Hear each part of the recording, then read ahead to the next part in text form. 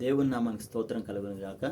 ప్రియా దేవుని బిడ్డలారా, దేవుని మహాకృపతో మరొక దినం వాక్య ధ్యానంలోనికి మనం వెళ్ళే కృపనిచ్చినందుకు మొదటిగా దేవునికి వందనాలు, స్తుతులు, స్తోత్రాలు. ఈ కూడికని ప్రార్థనతో మొదలు పెట్టుకుందామండి. అందరు తలలు ఉంచినట్లయితే ప్రార్థన చేసుకుందాం.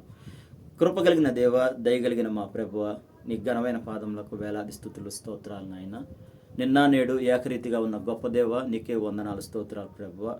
తండ్రి, వాక్య ధ్యానంలోనికి మేము వెళ్ళుచుండగా నాయన, నన్ను నీ సిలువ చాటును మరుగుపరుచుకొని నీ ఆత్మతో నన్ను నడిపించమని యేసు పరిశుద్ధ నామమున అడిగి వేడుకొని ప్రార్థిస్తున్నాను తండ్రి, ఆమేన్. వాక్య ధ్యానంలోకి వెళ్దామండి. మనం నిర్గమకాండం 32వ అధ్యాయం 19వ వచనం చదువుదాం.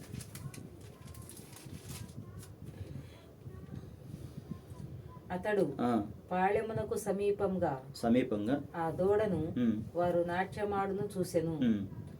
అందుకు మోషే కోపము మండెను. అతడు కొండ దిగువను తన చేతులలో నుండి ఆ పలకలను పడవేసి వాటిని పగలగొట్టెను. ఆమేన్. మోషేకు ఏమండి పట్టరాని అంత కోపం, తాను అదుపు చేసుకునేంత కోపం వచ్చింది. ఆ కోపం ఎందు నిమిత్తం వచ్చిందంటే వాళ్ళు ఒక దూడను చేసుకున్నారు. అయితే ఇజ్రాయెల్ ప్రజలు ఆ మొదటి స్థితిని మర్చిపోయి ఏమండి ఐగుప్తు దేశంలో ఉన్నప్పుడు వారి యొక్క శ్రమని, వేదన ఏ విధంగా ఉండేవంటే ఇటుకరాళ్ళు వాళ్ళు చేసేవాళ్ళు, గడ్డిని ఆ దేశపు వాళ్ళు ఇచ్చేవాళ్ళు. అయితే వీళ్ళని బాధ పెట్టాలని ఒక ఉద్దేశంతో, వీళ్ళని శ్రమకు అప్పచెప్పాలని ఒక ఉద్దేశంతో గడ్డి వీళ్ళే తెచ్చుకోవాలి, ఇటుకలు చేయాలి, కానీ లెక్క మాత్రం తగ్గకూడదు. శ్రమ అధికమైనప్పుడు వారిని ఇంకా బాధ పెడుతున్నప్పుడు వారు దేవునికి మొరపెట్టగా దేవుడు వారి యొక్క మొరను నేను విన్నాను అని ఒక మాటతో మోషేను దర్శించి ఏమండి మోషే ఫరో కోటలో ఉండేస్తున్నాడు. అయితే ఫరో కోటలో ఆ యుద్ధానికి ఒక వ్యక్తిగా తనకి జయించుకోవడానికి మాత్రమే ఆ యొక్క యుద్ధ సన్నదులు సరిపోతాయి. అయితే ఇజ్రాయెల్ ప్రజలను అరణ్య మార్గం నడిపించడానికి ఆ శక్తి సరిపోదు. అందు నిమిత్తం దేవుడే తన సంకల్పం ప్రకారంగా ఏమండి అరణ్య మార్గంన తన మామయ్యని ఇత్రో వైపు వెళ్ళడానికి ఏమండి తన దగ్గర ఉన్న మందల్ని కాయడానికి ఆ ఎడారి, ఆ కొండల, ఆ ప్రదేశాలలో నడిపించి ఏ శ్రమకైనా సరే తను తట్టుకొని నిలబడగలిగే ఒక సామర్థ్యం పొందుకునే విధంగా మోషేను సిద్ధపరిచిన తర్వాత దేవుడు పొదలో మాట్లాడి తన ప్రజల గురించి తెలియపరిచాడు. అయితే ఈ ప్రజలందరూ కూడా ఆ ఐగుప్తు దేశపులో వచ్చిన ఆ తెగుల్ని ఇవన్నీ చూశారండి. చూసిన ఆ యొక్క వాళ్ళు శ్రమ అనుభవించారు, ఆ యొక్క దేవుని యొక్క కృపను చూశారు. అయినా కానీ వారు ఆ ఎర్ర సముద్రం దాటి వాళ్ళకి నెమ్మది కలిగిన తర్వాత వారు ఆ యొక్క దేవుని చూపించిన కృపను మర్చిపోయి ఒక దూడను చేసుకున్నారు. ఈ దూడను చేసుకునేసరికి ఆ మోషే కొండ మీద ప్రార్థన చేసుకోవడానికి వెళ్ళేసరికి వీళ్ళు దూడతో ఆనందగానాలతో చేస్తుంటే ఆ కోపం చేసుకోలేక చేతిలో ఉన్న రాతి పలకలను తీసుకొని విసిరేయడం జరిగింది. ఏమండి, ఈరోజు మనం చూసినట్లయితే ఒక కుటుంబం కానీ ఒక వ్యక్తి కానీ దేవుని సన్నిధికి ఏ స్థితిలో తను నడిపించబడతాడో ఒక విశ్వాసికి తెలియకపోవచ్చు, తోటి విశ్వాసికి తెలియకపోవచ్చు. కానీ వాళ్ళకి వాక్యం చెప్పి ఆ దైవ సేవకుడికి ఖచ్చితంగా తెలుస్తుంది.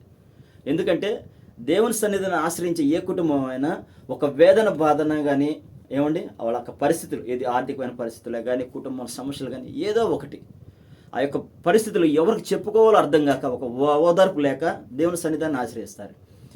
వాళ్ళు ఆశ్రయించి చెప్పుకునే దైవ సేవకులు కన్నీళ్లు విడిచి చెప్పుకుంటారు.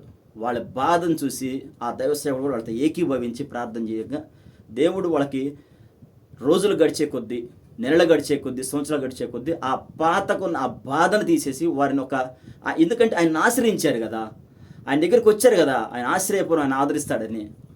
అందు నిమిత్తం దేవుడు వాళ్ళ యొక్క శ్రమని, వాళ్ళ బాధను తీసి ఆనంద మార్గం నడిపినప్పుడు ఈరోజు మందిరాల్లో కూడికలు జరుగుతున్నారు రాకుండా, డీజేల దగ్గర అల్లలతో కూడిన ఆటపాటల దగ్గరికి వెళ్తుంటే చాలా బాధ అనిపిస్తుందండి. ఆనాడు మోషేకున్న ఒక కోపం ఈరోజు దైవసేవుడికి ఆ బాధ ఉండకూడదండి, ఉంటుంది. కానీ ఎంత తెలివిగా చక్కగా ఒక దైవసేవకుడు అడిగినప్పుడు ఎంత చక్కగా మాటని ఎదుటి మీద నెట్టేస్తారు చూడండి. అదేవిధంగా అహరోను కూడా నిర్గమకాండం 32:21 మనం చూసినట్లయితే మోషే ఆ కోపం ఆపుకోలేక, చదవమ్మా. అప్పుడు మోషే నీవు ఈ ప్రజల మీదికి ఈ గొప్ప పాపము రప్పించున్నట్లు వారు నిన్ను ఏమి చేసిరని అహరోను అడుగగా అహరోను నా ఏలినవాడా ఈ కోపము మండనీకుము ఈ ప్రజలు దుర్మార్గులను మాట నువ్వెరుగుదు. ఆమేన్. చూడండి, అహరోన్కి ఆ కోపాన్ని ఆపుకోలేక మోషే అహరోన్ దగ్గరికి వెళ్ళి అడిగినప్పుడు అహరోన్ చెప్తున్నాడు, ఈ ప్రజలు దుర్మార్గులను నువ్వు వెరుగుదువయ్యా అని చెప్తున్నాడు. అయితే ప్రజలు దుర్మార్గులు కాదో అనే దాన్ని పక్కన పెట్టినట్టయితే అండి, ఫరో ఎదురు కూడా మోషే అహరోను నిల్చున్నప్పుడు అహరోను చేతికర్రే పామైంది, సర్పమైంది. దేవుడు బోధించినప్పుడు మోషేకి చెప్పినప్పుడు మోషే అహరోనుతో చెప్పింది, ఆ కర్ర కింద పడేసినప్పుడు పామైంది. దేవుని కార్యాలు చూశాడు కదా. కానీ ఇయ్యాలు కూడా అదే పరిస్థితిలో ఒక విశ్వాసి కూడా ఆ వేదన బాధనే చూసి కూడా అది మరిచిపోయి ఈ డీజిల్ దగ్గరికి వెళ్తాను ఎందుకు బ్రదర్ అని మనం అడిగితే వాళ్ళు చెప్తున్న మాట ఏంటంటే, నా మిత్రుడు ఇక్కడ దాకా వెళ్దాం రమ్మంటే వచ్చానన్నా, నాకే తెలియదు. రైటే, లోకస్తులతో నీకేం అవసరం అన్నా. ఇది ఈరోజు ఒక దైవ సేవకుని బాధ పెట్టే విషయం కాదా ఇవన్నీ? స్తోత్రం చెబుదామా? అదేవిధంగా మనం ఒక గ్రంథం చూసినట్లయితే నెహెమ్యా గ్రంథం 5వ అధ్యాయం 5-6 వచనం ఒకసారి చదువుదాం.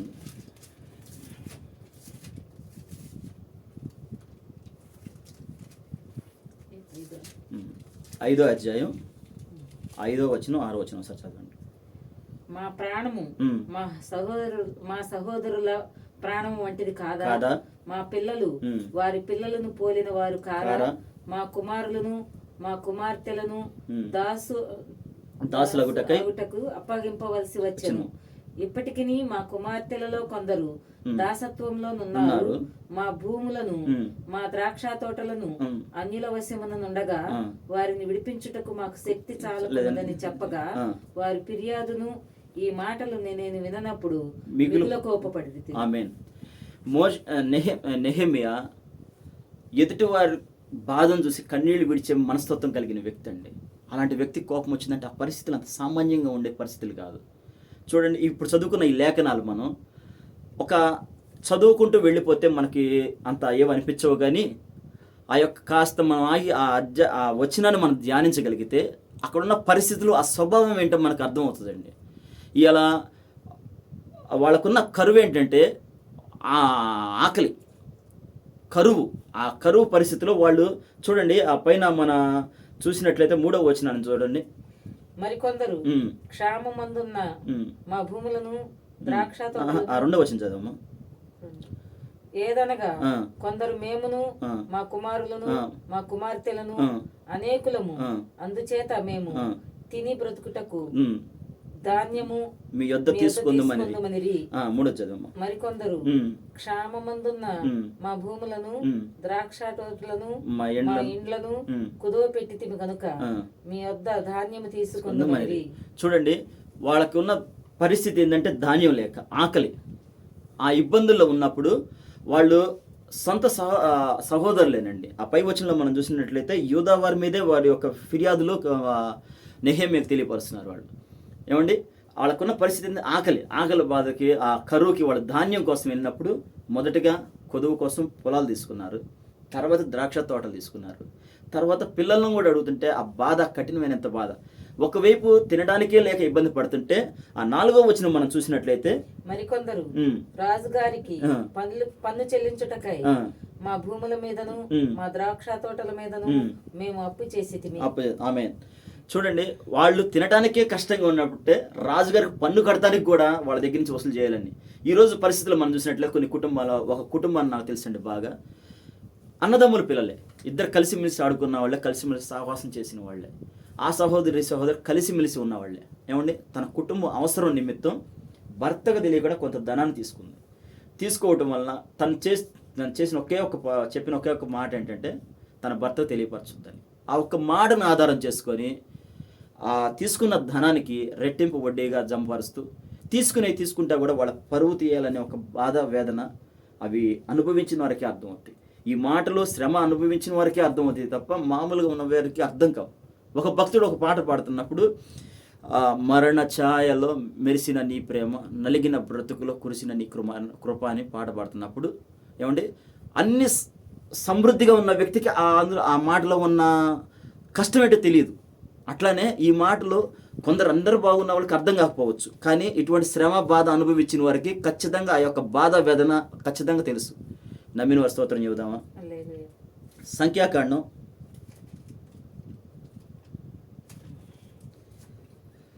25 అధ్యాయం 1, 2, 3.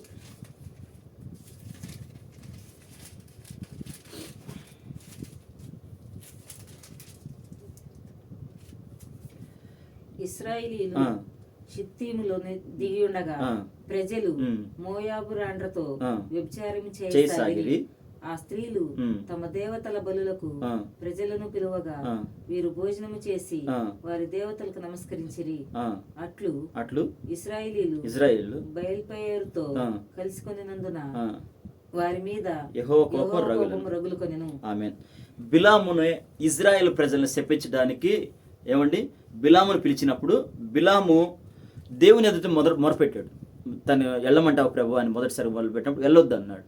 ఏమండి రెండోసారిగా దేవుడికి మళ్ళీ మొరపెట్టినప్పుడు వెళ్ళమన్నాడు. అయితే నేను చెప్పిన మాటలే నీ నోటి గుండా ఉండాలని చెప్పని ఒక ఆదేశంతోనే పంపించాడు. అయితే బిలాము వెళ్ళిన 3 సార్లు కూడా 7 బలిపీఠంలు కట్టి వాటి మీద దహన బలులుగా పశువుల్ని గొర్రెల్ని వధించి వేసి దేవునికి అర్పణ అర్పించిన తర్వాత కూడా వాళ్ళని శపించడానికి తన నోరు తెలిసిన అది దీవెనకరంగానే జరిగింది. అయితే బిలాము బహుమానాలను కాసిపడి ఆ దేశపు రాజు కోపడినందువలన ఏమి చేయాలో తెలియక తను ఒక చెడు ఆలోచన తనకి స్వభావాన్ని ఇచ్చాడు.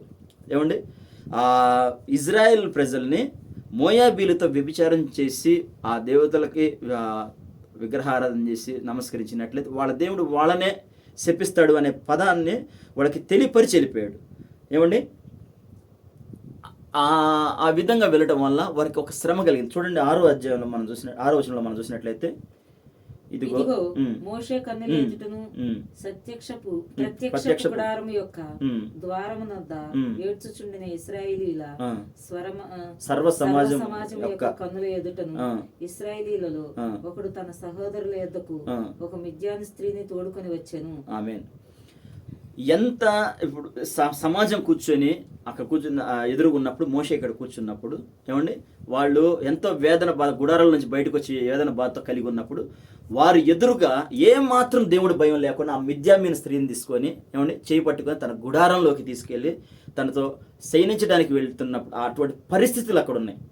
ఏమండి ఎంత విచ్చలవిడతానో చూడండి. దేవుని మాట అంటే భయం లేదు. ఆ పరిస్థితి మర్చిపోయారు.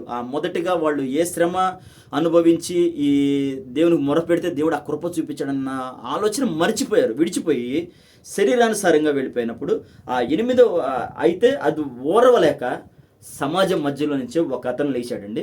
చదవండి అమ్మా 8వ వచనాన్ని కూడా. సమాజము నుండి లేచి ఈటెను చేత పట్టుకుని పడక చోటికి ఆ ఇశ్రాయేలీని వెంబడి వెళ్ళి ఆ ఇద్దరిని అనగా ఆ ఇశ్రాయేలీని ఆ స్త్రీని కడుపులో గుండ సూది పోవునట్లు పొడిచెను. అప్పుడు ఇజ్రాయేల్ నుండి ఆ తెగులు నిలిచిపోయింది. ఆ సమాజం ఎదుట తను ఒక మిద్యామీన స్త్రీని తీసుకొని వెళుతుండగా ఓర్వలేపాడండి ఒక వ్యక్తి. అతని పేరే చెప్పమ్మా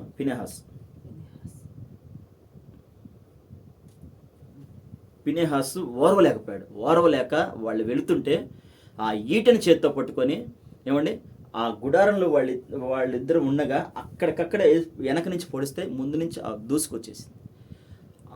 ఆ వ్యక్తి ఆ క్షణంలో చనిపోవడం వల్ల ఆ తెగులు ఆగిపోయింది. ఎంత కోపం చూడండి, ఓర్వలేక దేవుని పట్ల ఉన్న కోపం. మనం ఇంకో మాట మనం చూద్దాం. వీళ్ళు మన మోషే కానీ మనం చెప్పుకున్నట్టుగా ఏమండి నెహెమియా కానీ ఈ ఫినెహాస్ కానీ ఏమండి వీళ్ళు వాళ్ళ యొక్క కోపం మనుషులే కాబట్టి సహజంగా వచ్చి ఉండొచ్చు, కానీ దేవుడు కూడా ఒక సందర్భంలో కోపడ్డ పరిస్థితి ఉంది. లూకాసు వార్త 19వ అధ్యాయం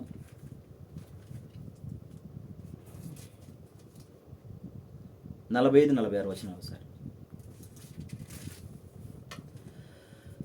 ప్రజలందరూ చూడమ్మా 45-46 అమ్మా. 19వ అధ్యాయం.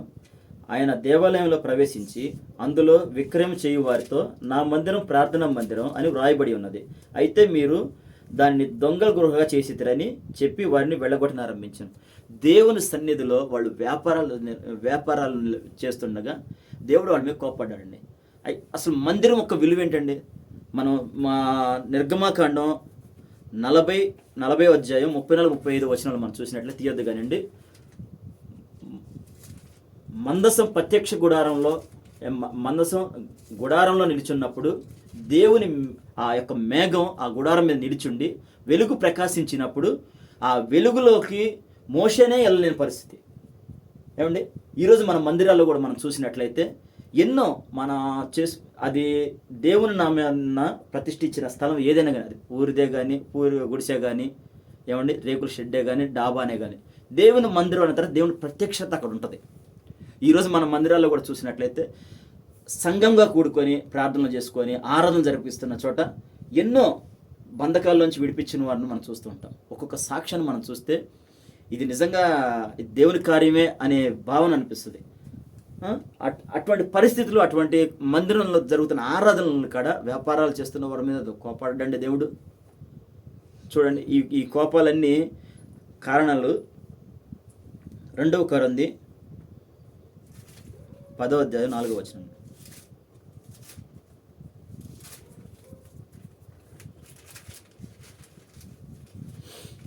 మా యుద్ధోపకరణాలు శరీర సంబంధమైనవి కావు గాని దేవుని ఎదుట దుర్మార్గులను పడదోసి చాలనంత బలము గలవై ఉన్నవి. మన పోరాటం మన ఆత్మ సంబంధమైన దుష్ట శక్తులతోనే కాబట్టి మన మేధస్సు సామర్థ్యం ఏమండి అవి సైతాను మనిషిని తన ఆలోచన విధానాన్ని వాడుకుంటాడండి. చెడు తలంపులు, చెడు ఆలోచనలు ఆ విధంగా వాడుకొని వాళ్ళని దేవునికి వ్యతిరేకంగా నడిపిస్తూ ఉంటాడు. ఏమండి ఎందుకంటే మనిషి మనలాంటి స్వభావం కలిగినవాడు. తన ఆలోచనే దుష్ట ఆలోచన, చెడుతనంగా నడిపించే ఆలోచన. అటువంటి సాతాను శక్తులు ఆడేమో మన శరీరంగా ఉన్న ఎదుటి మనిషిని మనమే ఉపయోగించిన మన శరీరధారిగా యుద్ధం చెయ్యం. ఎందుకంటే మనకి శక్తివంతమైనది ఏంటంటే ఆత్మతోనే వాడిని ఎదిరిస్తూ ఉంటాం. అదే పైన మన 3వ వచనం మనం చూసినట్టే చూడండి, మేము శరీరధారులమై నడుచుకొనుచున్నాను, శరీర ప్రకారము యుద్ధం చేయము. ఎందుకంటే ఈ ఆయుధములు శక్తివంతమైనవి, అది ఆత్మ సంబంధమైనవి, దేవుడి నుంచి వచ్చేవి అవి. ఏమండి, సత్యానికి కట్టుబడి ఉండటం, నీతికరమైన జీవనం, సువార్త ప్రకటించటం, ఏమండి విశ్వాసం, ప్రేమ, రక్షణ, నిరీక్షణ, నిలకడైన ప్రార్థన, ఇవి దేవుని బిడ్డలకు పోరాడే వీటితోని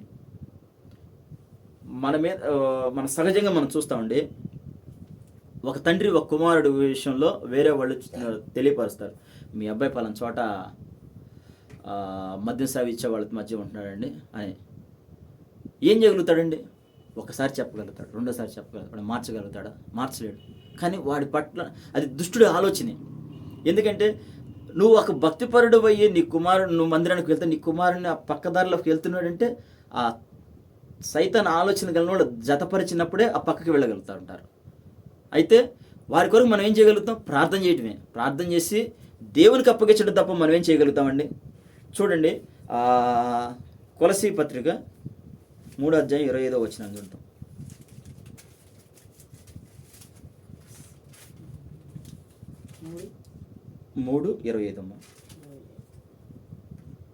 అన్యాయము చేసిన వానికి తాను చేసిన అన్యాయం కొలది మరలా లభించును. పక్షపాతం ఉండదు. పక్షపాతం ఉండదు. ఆమేన్. చూడండి, మనం ఏదైతే చేస్తామో, ఏదైతే విత్తుతామో అది కోసుకుంటాం. అయితే మన ప్రేమను విత్తినప్పుడు ప్రేమనే కోసుకుంటాం. ప్రేమను కాకుండా ఇంకేదైనా విత్తితే అదే కోసుకుంటాం. మన కుటుంబంలో కానీ, మన సంఘాల్లో కానీ, ఏమండి మన ఉద్యోగాల్లో కానీ ఒకరి పట్ల మనం చూపించాల్సింది ప్రేమ, న్యాయం, ఏమండి ధర్మం, అవి శ్రద్ధగా వహించాలి. మనం అన్యాయమైన వ్యవహార శైలి చాలా వరకు తగ్గిపోతుంది మనకు. ఎందుకంటే అవి ప్రేమిస్తున్నప్పుడు ఏంటంటే మనల్ని ఎవరైనా శ్రమ పెట్టినా కానీ వారి వైపు మనం దేవుని కృపతో ఉంటాం, దేవుని కృపను ఎరిగి ఉన్నాం కాబట్టి మనం ఆ ప్రేమ చూపించగలుగుతాం. ఆ పైన 23-24 వచనాలు ఒకసారి చదవమ్మా.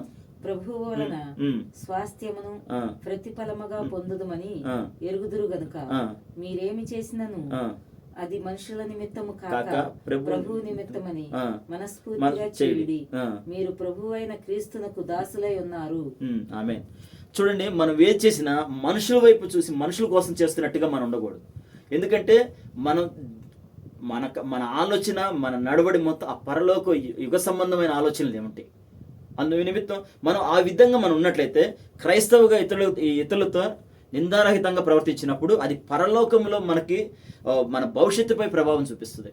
చూడండి, మన మూలవాక్యం మనం చూసినట్లయితే నిర్గమకాండంలో మనం చెప్పుకున్న మాటను మనం చూసినట్లయితే మోషే కోప్పడింది వారి మీద శరీర సంబంధమైన కోపం కాదండి, ఇది ఒక ఆత్మ సంబంధమైన కోపం. దేవుని పట్ల నిర్లక్ష్య స్వభావం ఉన్నారని మోషే కోప్పడ్డాడే కానీ వాళ్ళ మీద ఎటువంటి శరీర సంబంధమైన కోపం అయితే కాదు. ఫినెహాస్ కోప్పడింది కూడా దేవుని మాట మీరారని ఒక కోపమే, ఏమండి. అంతే తప్ప వాళ్ళ వ్యక్తిగతంగా శారీరక సంబంధంతో గొడవ ఆ కోపం చూపించిన వారు కాదు. నమ్మిన వారు స్తోత్రం చెబుదామా? ఈ మాటలు ప్రభు మన హృదయంలో ఫలింపజేయను గాక. ఆమె ప్రార్థన చేసుకున్న తలలో ఉంచండి. కృప కలిగిన దేవ, దయగలిగిన మా ప్రభువ, నీ ఘనమైన పాదంలోకి వేలాది స్తోత్రాలు నాయన. ధ్యానించిన వాక్యాన్ని ప్రభువ తండ్రి ఆత్మ సంబంధంగా నాయన మోషే కోపడి ఉన్నాడు నాయన. దేవా, ఆత్మ సంబంధమైన విషయాలు మేము నేర్చుకోవడానికి కృప చూపించేందుకు వందనాలు స్తోత్రాలు ప్రభువ. మా జీవితంలో నాయన దుష్టుడు ఎదుటివారికి చెడు ఆలోచనలతో ప్రభు మా మీద ప్రేరేపణ కలిగి మా మీద యుద్ధానికి వచ్చిన మా యుద్ధోపకరణాలు మాత్రం నాయన ఆత్మతోనే పోరాడతాం, ప్రార్థనతోనే మేము జయించుకుంటాం నాయన. అట్టి కృపను మాకు ఇవ్వమని యేసు పరిశుద్ధ నామమున అడిగి వేడుకుని ప్రార్థిస్తున్నాను తండ్రి.